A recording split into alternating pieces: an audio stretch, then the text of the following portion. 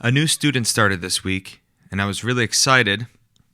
She's 12 years old, and she comes in and she's got like baggy, ripped up jeans and like a rock and roll attitude. And I'm like, oh, sweet. Is rock and roll coming back? This is awesome. So I said, how long have you been playing? She said, a few weeks. I said, well, what kind of music do you like? And she said, I like Nirvana and Pink Floyd. And I was like, yeah, woohoo! Man, I hope this is the sign that rock and roll is coming back. And if kids are getting excited about doing rebellious rock and roll guitar stuff, that would be great. Maybe it's wishful thinking, but I have a few students who are in that kind of age bracket, 12 to 17-ish, and they're interested in learning riffs and want to rock out. Stranger Things has been kind of cool and helpful because Eddie plays Master of Puppets. I'll take what I can get, man. If the kids are getting tired of the environment weighing them down, whether it's politics or just media or, just anything to do with technology, just how the vibes are, if they're going to lean into rock and roll and playing music, that would be wonderful. So I wanted to share that right off the bat and say the future might be all right. So we all resonate with different records that mean a lot to us over the years. And this week on Earth Tones, I'm talking about how great records are miracles. Records are miracles. That's right. This is Earth Tones episode 29. Records are miracles. They are miraculous things. Before we get into that, let's listen to this week's Earth Sound.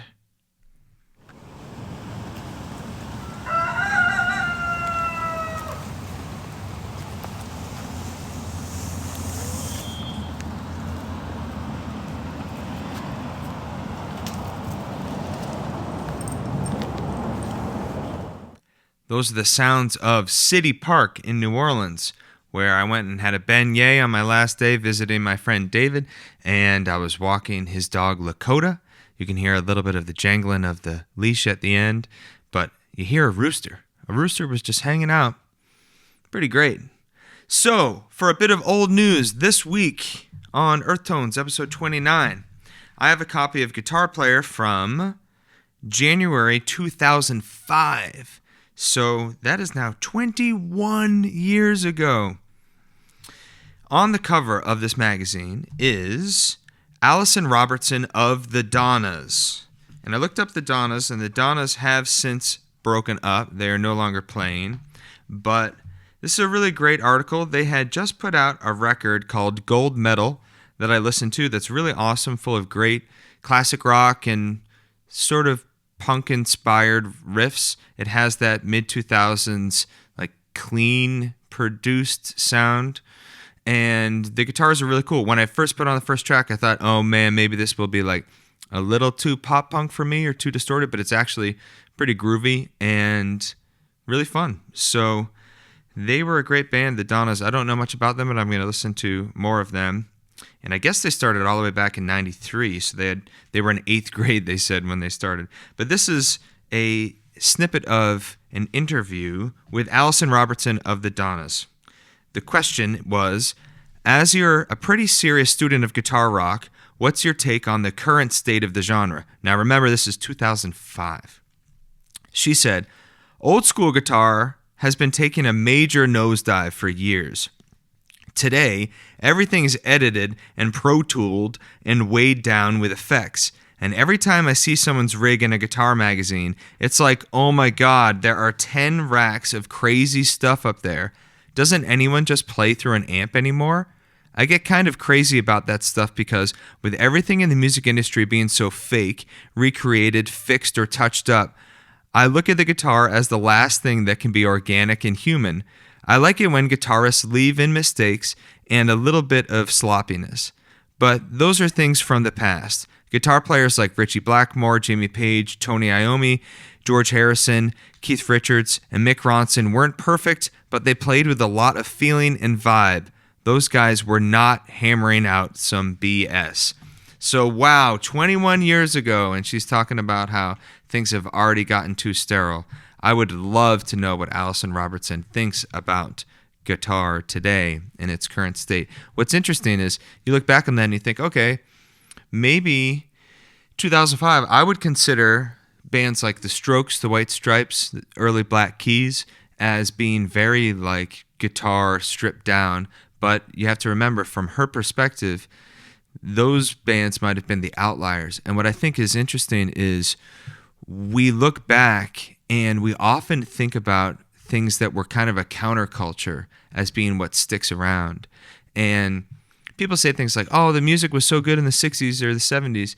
And it's true. That's some of my favorite music. But it's interesting to think that a lot of the stuff that lasts is kind of alternative. And the things that are super mainstream, if you look up like the top 40 in any given year, 1967 or something, you might hear some Beatles, but you might also hear some music that you've never heard before. And when you listen to it, you don't even like it because it was just the pop music at the time, and it was Candy-produced stuff as always. So really interesting take. I certainly would love to hear what she thinks about what happened to guitar after that in the intervening 21 years since the Donnas put out that record. Okay, episode 29, Records Are Miracles. I'll read what I wrote here first and then discuss a little bit about it. I love music, and I often think about how great records are made and why there aren't more of them. Now we all have access to technology, so there's this idea that anyone can make a great record. And of course, anyone can, or could in theory, make a great record. Then the conversation becomes centered around, well, what makes something great? Is it talent, ideas, mood, vibes? When you consider the fact that some artists have made truly terrible records when they had unlimited budgets, it's clear that money isn't the only deciding factor. And plenty of extremely talented people can't seem to make great records. I started thinking about how difficult it is for a great record to be made. More than anything, the stars have to align. The conditions have to be correct.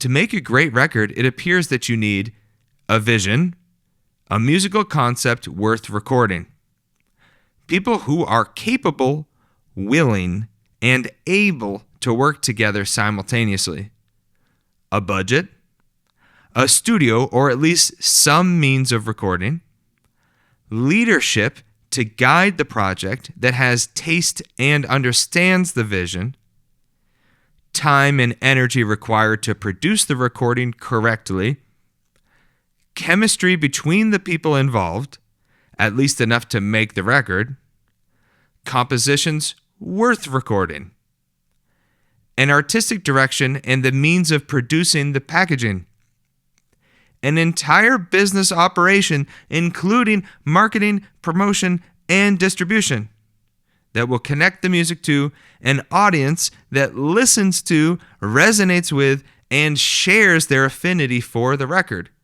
And all of this has to happen at the right time. And I think that qualifies as a miracle. When you think about, man, why can't they just make another one of those? Why can't they make another record like that? That was so good. Well, it's kind of a miracle that that record exists in the first place. It's very hard to get magic in a bottle.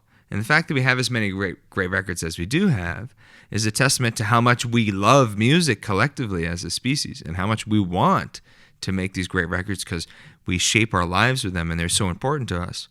But you have to think, man, if all it took was a desire to make a great record, then pretty much everybody who bought some means of recording, whether it be a 4-track cassette deck or, a Scarlett and GarageBand, they would be cranking out some amazing stuff. And yet we all find it very hard to do because it's not just a matter of getting your music, like getting your musical skills together, because you can be really talented and you can have something to say even. But then you might be stuck not having a band that can play the music, or you might not have the skills or, to produce the record. You might not have the space or the time, or you might have musicians and they all play together great, but they can't agree on the sonic vision of how it's going to come together. there's so many things that need to happen to get everyone together. And I remember my friend Bradley saying to me and my high school band when we were, 17, 18 years old, let's record an EP now because your band sounds the way it does, and let's just capture it. You guys are going to go off to college and everything's going to change. So capture it the way it is right now. And we thought, there's all the time in the world. And it's like, yeah, but right now, if you have something together, capture it because everything will change. So I think records are miraculous, and we often think, oh yeah, that's so great. That artist is so talented. And I think in general, we need to give more credit to the fans, the promoters of the culture, all of the surrounding events and all the stakeholders that have to do with making, things in the recording industry. Everybody had an incentive to participate. And if you think records are miracles, then wow, movies. I love looking at the credits at the end of a movie and just think, every one of those people did something together to get that made for us to sit here and experience that. And hopefully we just see a movie. It all dissolves into just a story. And if everyone's done their job, and those are like hundreds of people, then we just experience a story. And we can get lost in it and really just enjoy the artistic side of it. All right, for a musical demonstration, the joy of playing riffs, This 12-year-old girl came in, she had never played guitar, and I just showed her.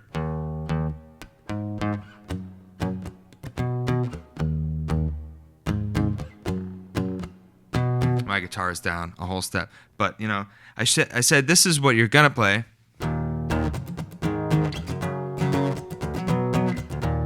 Eventually you'll play Smells Like Teen Spirit the full way, but you can play it with just one finger. And she was so excited. So the joy of a simple riff and just sticking with it, that's only 4 notes. You can play it on your first day of playing guitar, but it evokes the spirit of playing. And all of a sudden, yeah, man, you're mean mugging and you're like, yeah, we're rocking out. So just something simple. You don't have to be able to master the instrument to have something that's got the spirit and the enthusiasm. All right, what is on the turntable this week? On the turntable this week is an amazing album. I bought records from Domino Sound Shack that I was talking about last week down in New Orleans, and I had them shipped up here. Matt was very awesome to send me a bunch of these records, and I asked for some local recommendations. He showed me the local pile, and I picked this one out. This is Tasha De La Rocha and the Psychedelic Roses. It's their self-titled album. It's awesome. I saw the cover and I was like, that looks cool. They're at a pool. Looks like a cool 70s vibe, psychedelic type of thing.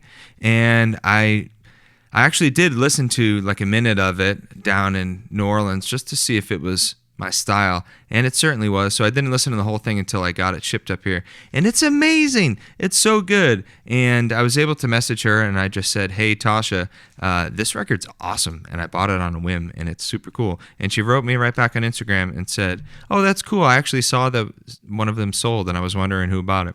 So support local music. It's as good or better than any major produced record that may have all of those elements that involved achieving mass distribution. This record's as good as anything I can think of that I've heard recently. It's super good. That's Tasha De La Rocha, TASCHEDELAROCHA, Tasha De La Rocha and the Psychedelic Roses. That is super cool album if you like, I guess, psychedelic rock, garage rock, but it's not like super simple. There's great arrangements and a lot of parts. Kind of reminded me of some of the music that my friend Jared has shown me from the Decemberists, and a lot of cool like alternative underground psychedelic rock. It's great, very fun. And also, when you buy vinyl, you get all these sweet liner notes and all this extra information. Not only did I learn about the record label Sinking City Records, but also the studio that this was recorded at was, what's it called? Oh, Studio in the Country. And I was reading all about all the amazing music that was recorded at Studio in the Country. And then all of a sudden you're doing all this other research. So check out some local music. Take a gamble on buying someone's record, and it might be highly worth its while. Something that helped me this week, listening to a ton of music from the same era and appreciating the common aesthetics. I was listening to Dixie Chicken, which I got the deluxe edition of. There was a lot on the turntable this week, but I had to choose, one thing. Also on the turntable this week was I bought the deluxe edition of Little Feat's Dixie Chicken, which comes in a 3 LP set. It's not cheap. It's like $65, but you get 3 LPs in one. You get the original that's remastered. You then get a version of the album of all the outtakes, like all the alternate versions and demos. And then you get the album played as a live concert in Boston in 1973. So I've listened so far to the remastered record, and I haven't checked out the outtakes or the live one, but I'm super excited about that. I was listening to that, and I was listening to Southern Nights, the Alan Toussaint album, of which the title track ends up being a big Glenn Campbell hit a few years later. And Dr. John, I'm still on this big New Orleans kick, but listening to a lot of those records from the 1971 to 1974 type of era, and of course I love Clapton's music from that time. Listening to the drum sounds, they're pretty dry, but the vibe of the band is very live, and I think that, I've gotten a lot out of just like honing in on what's the aesthetic that I really like. Like with reggae, I really love Scratch Perry's music with the Black Ark, but I also super love the Channel One early 80s sound. So I think just appreciating the music that comes from certain studios and certain times, you can really start to like get the vibe of what it sounded like in the room. And that's what's great about listening to things that come from like Motown or Stax, where they're recorded in the same room over and over again. You start to really appreciate what that room sounds like and actually imagining the players playing together. So listening to a lot of music from the same era or the same studio, that's something that helped me this week. All right.